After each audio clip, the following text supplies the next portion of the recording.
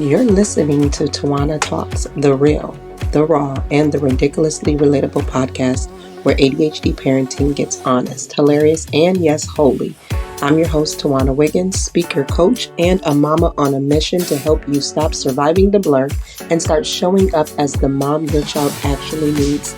This isn't another perfect mom podcast. We talk meltdowns, mom guilt, sacred moments, and the kind of joy that only comes after the ugly cry.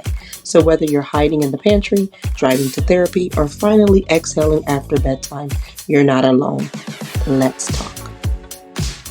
Hey y'all, and welcome back to Tawana Talks, where ADHD parenting gets honest, hilarious, and oh yeah, holy.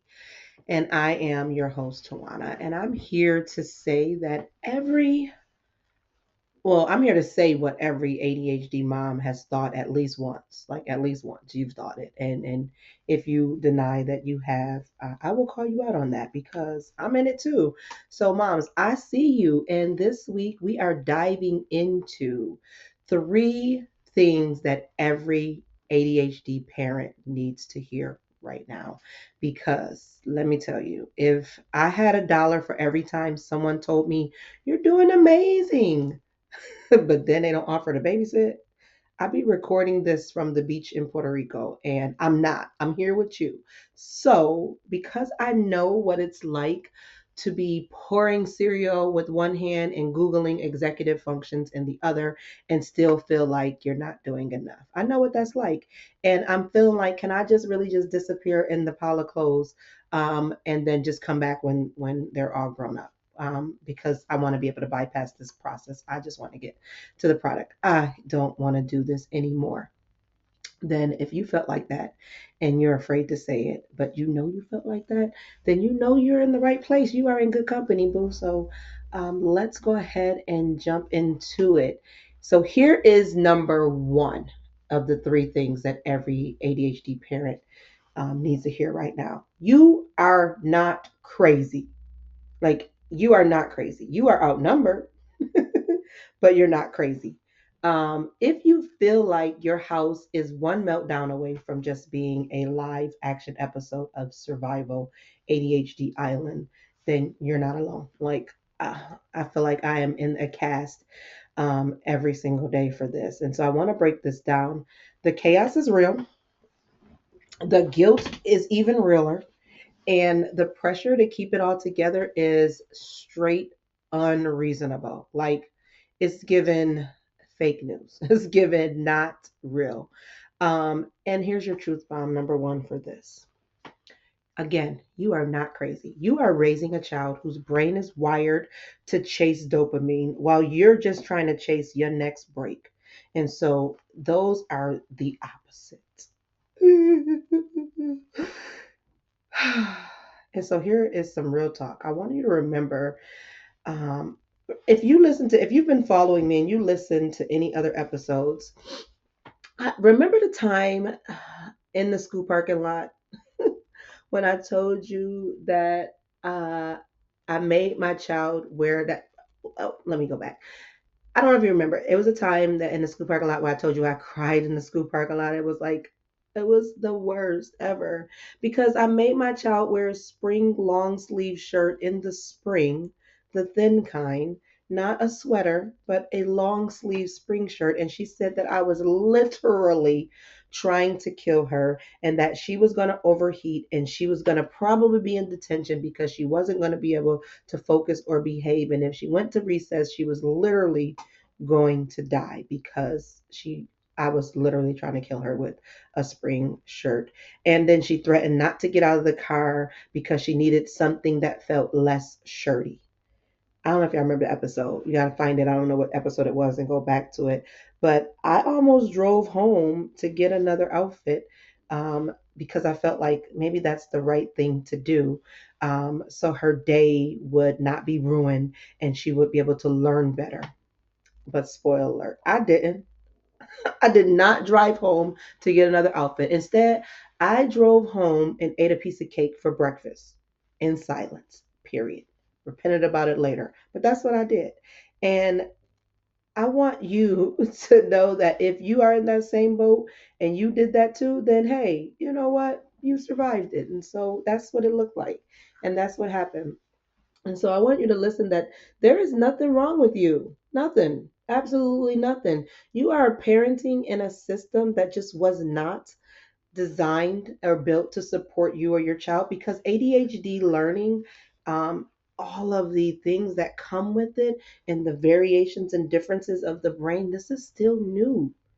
It is still very new in understanding. It is something that is constantly being studied. And then not only that, the world is changing. So that means the brains are evolving and they're changing. So it's going to be ever changing thing.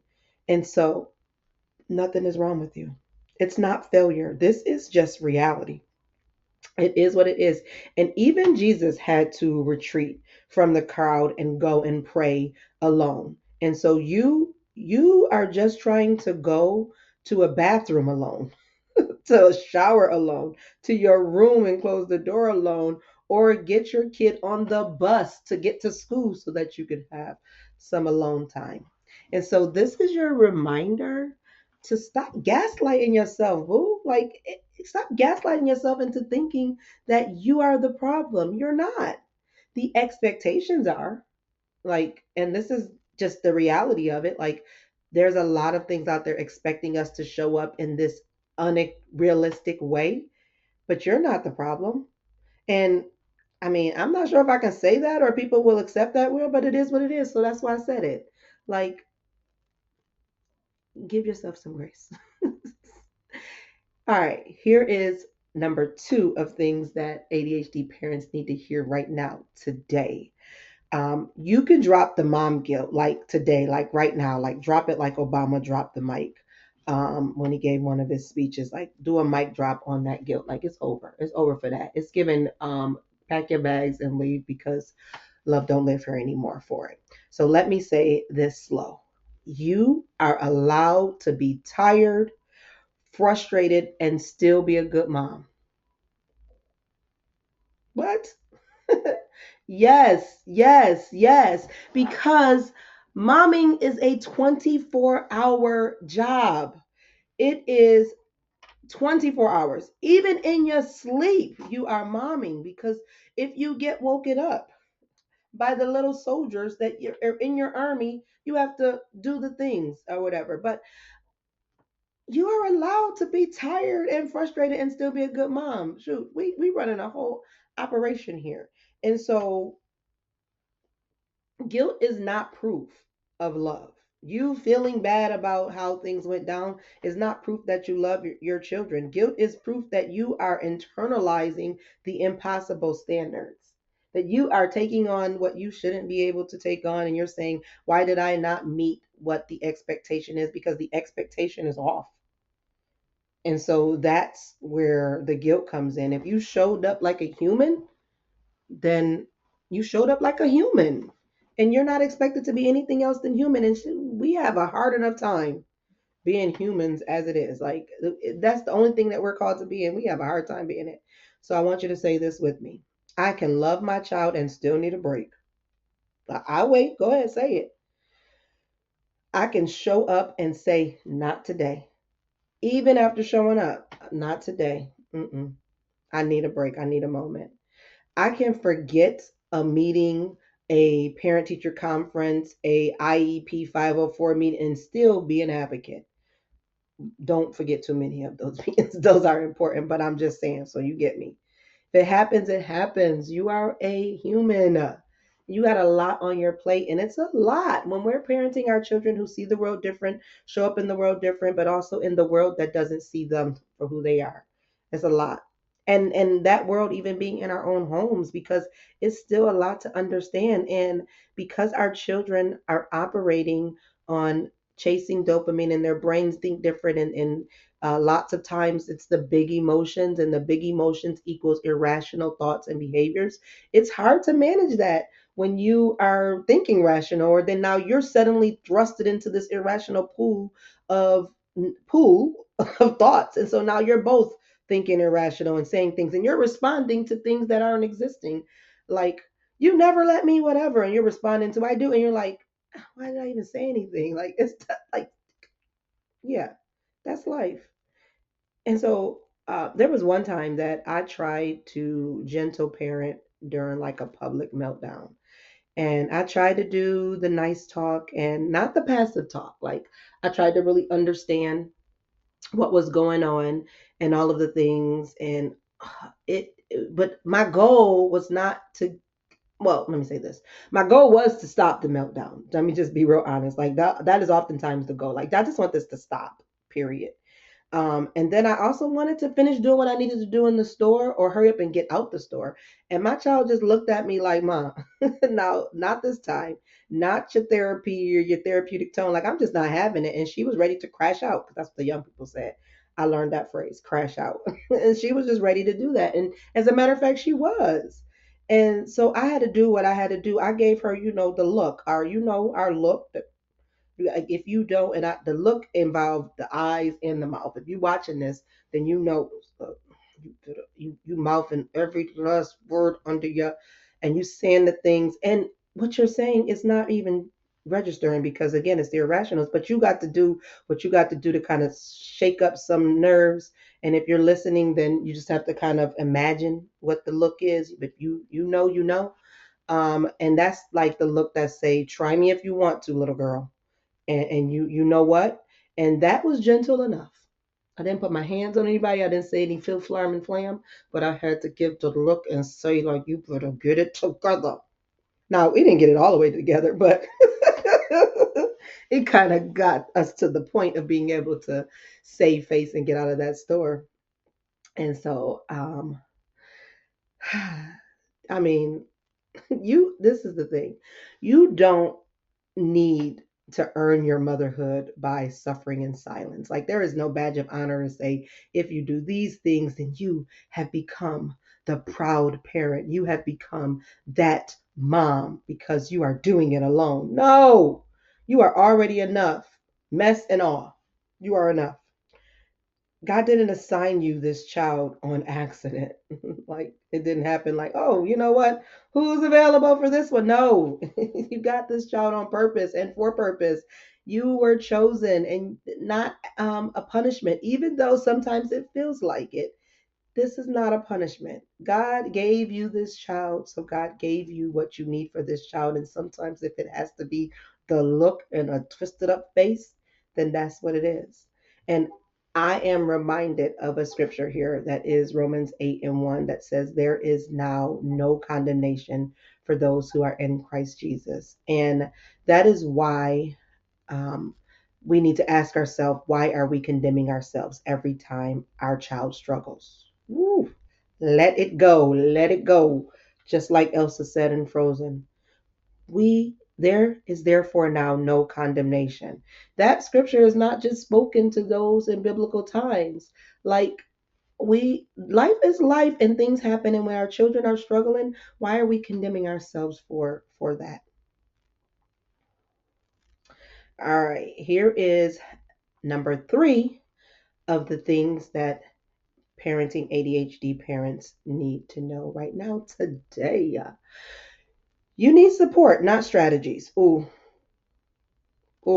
that's not what the book says. The book says you just need more strategies.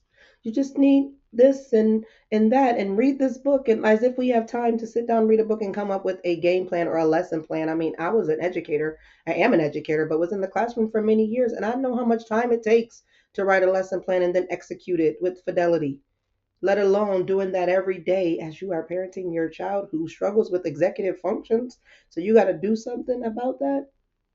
Mm-mm.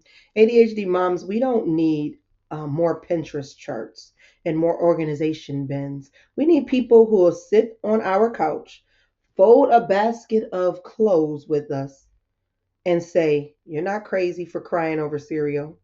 I cried over chicken nuggets last week.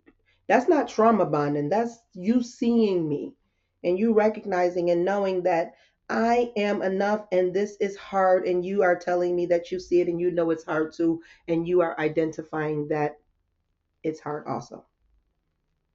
Not telling me, well, here's what you just need to do. Because that then speaks to me that I'm doing something wrong and I am trying my hardest.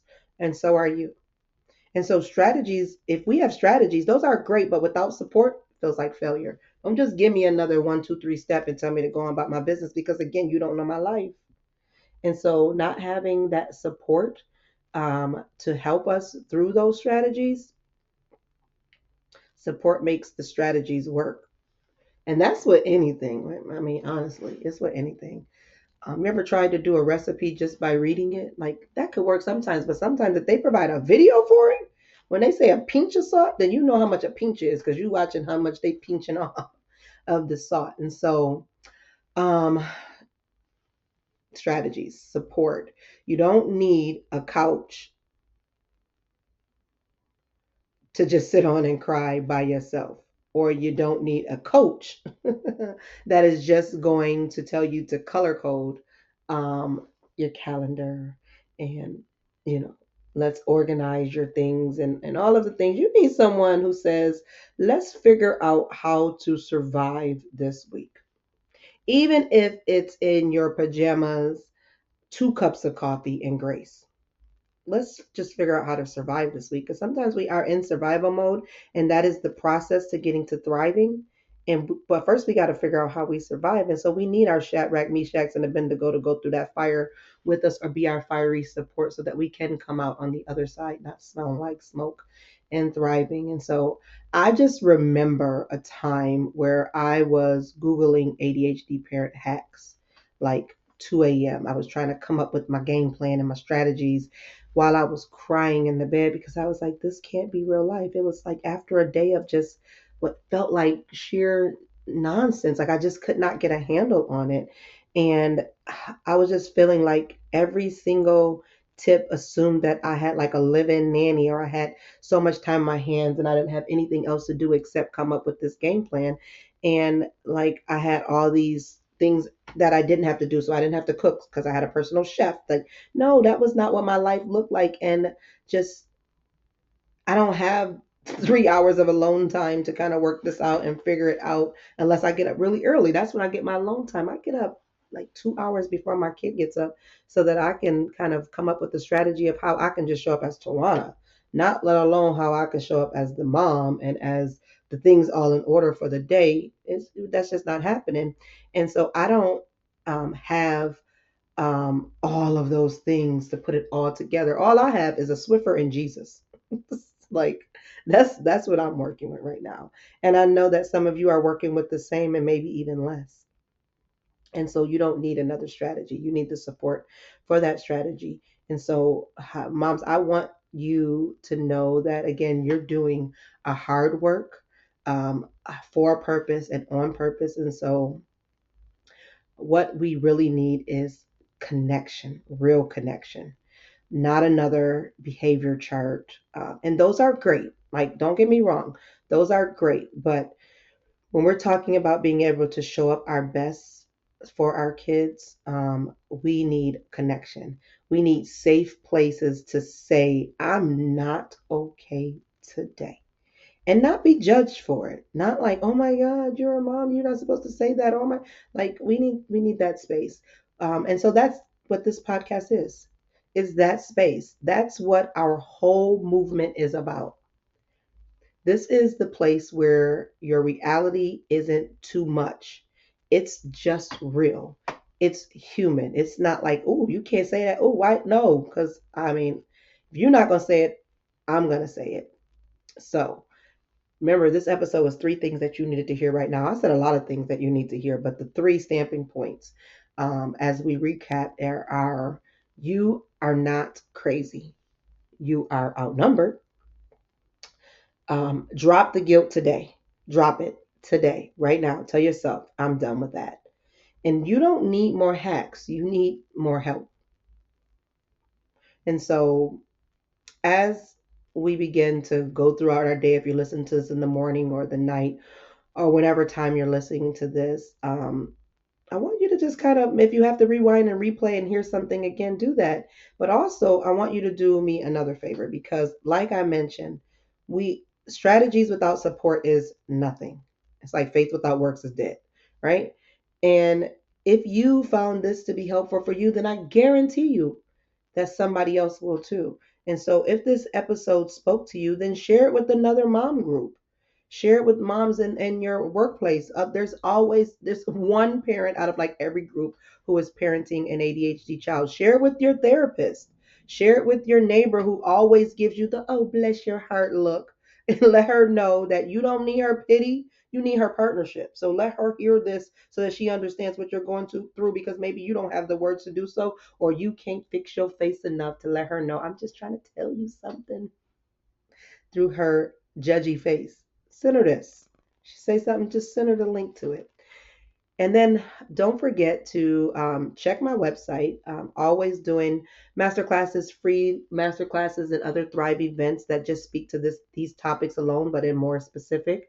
Um, and in there, if you want to find the link in the show notes of this episode, you can do so by clicking in there, or you can head over to my website, tlcollaborative.podia.com, and find all of the great goodies and details there, your support, and not just your strategies.